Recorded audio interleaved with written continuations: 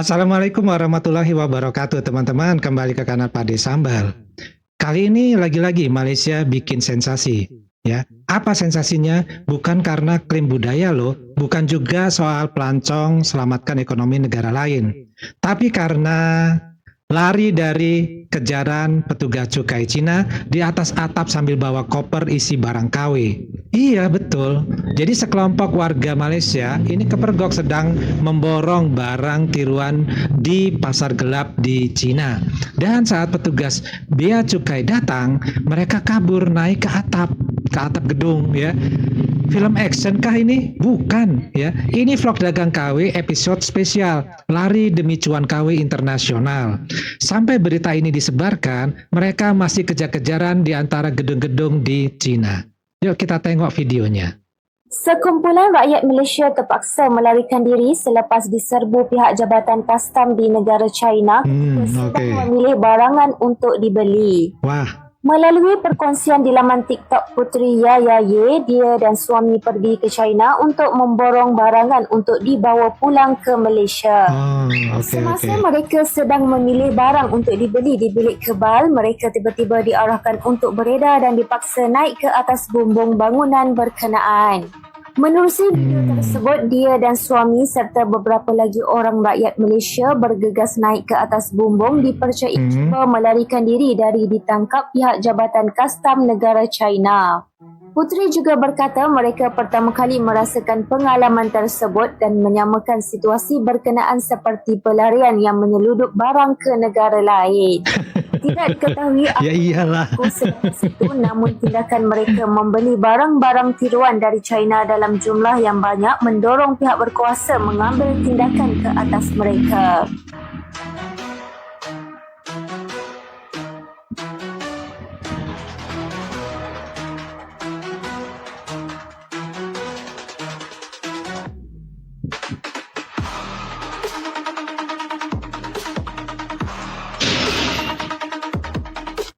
Guys, kita kena serbu dekat China. Malah bikin video dia. Apa yang kita salah, tapi kurang kita kena kasih dekat China. Kabur.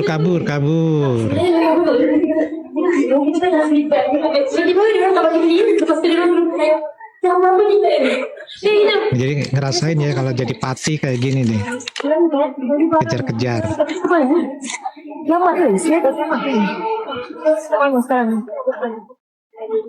Dalam keadaan yang macam ni, panas terik, dua parti kita semua pergi ke atas londek. Lagi nak londek. Oh, jangan soalan ni siapa yang ikut? Sebenarnya Ini melancong di atas atap ya. Ada turnya juga ya, melancong di atas atap. orang-orang Indonesia yang masuk ke Malaysia dengan seludup, macam ni lah keadaan dia.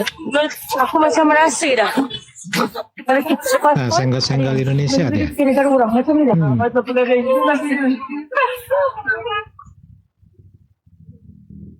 Nah, pelarian ni.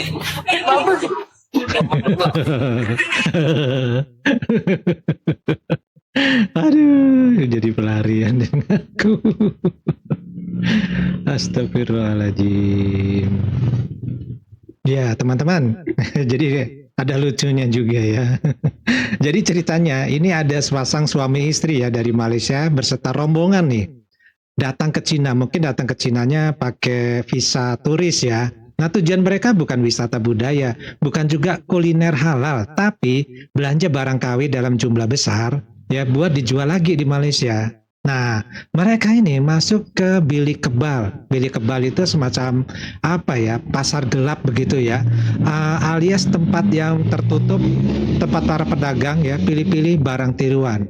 Ada macam-macam pastinya ya, tahu sendirilah negara Cina ya, paling super duper nih kalau udah masalah barang tiruan, mulai dari adanya tas, sepatu, jam tangan ya dan lain-lain. Nah pas lagi asik milih, tiba-tiba petugas kastam atau petugas bea cukai ya itu datang. Lalu apa yang mereka lakukan? Bukan klarifikasi, bukan juga nego, tapi kabur. Ya, kabur. Naik ke atap gedung sambil bawa koper besar-besar begitu. Gokil sih ya. Ini ya udah bukan pedagang, ini udah mirip buronan Interpol ini ya. Ya, yang bikin geleng-geleng kepala. Mereka ini sempat-sempatnya bikin video sambil kabur, lalu diupload ke media sosial pula. Ya ini videonya hasilnya. Lah ini niat dagang atau niat bikin konten TikTok kah?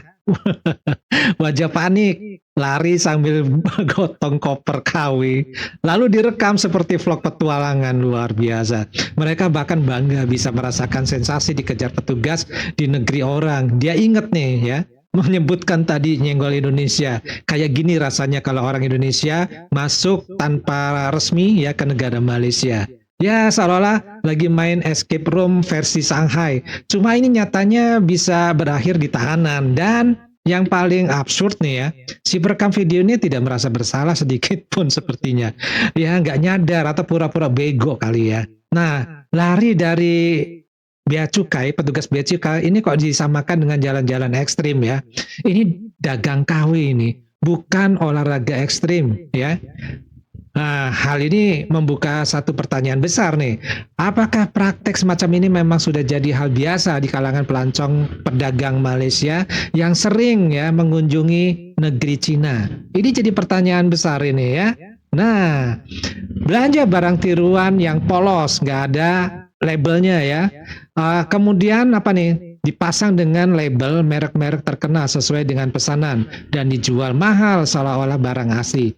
Ini bukan cuma ilegal ya, tapi juga mencerminkan rendahnya moral dagang.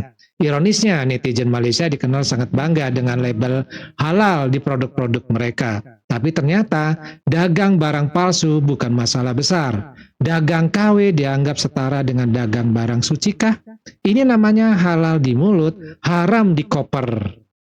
Nah, kalau warga Indonesia yang tertangkap di luar negeri karena kerja kasar, biasanya dihujat habis ya, betul kan? Tapi warga Malaysia ketangkap karena barang-barang dagangan palsu, malah bikin vlog. Luar biasa ini. Dunia ini memang panggung sandiwara. Tapi sayangnya Malaysia sering jadi pemain utamanya. Petualangan ini bukan cuma soal dagang KW ya, tapi tentang budaya cari untung tanpa etika. Dan selama praktek ini seperti ini terus dibanggakan, maka label asli yang selama ini dieluk-elukan netizen Malaysia, ya mungkin cuma tempelan doang, mirip barang dagangan mereka sendiri. Nah, gimana nih menurut teman-teman nih ya?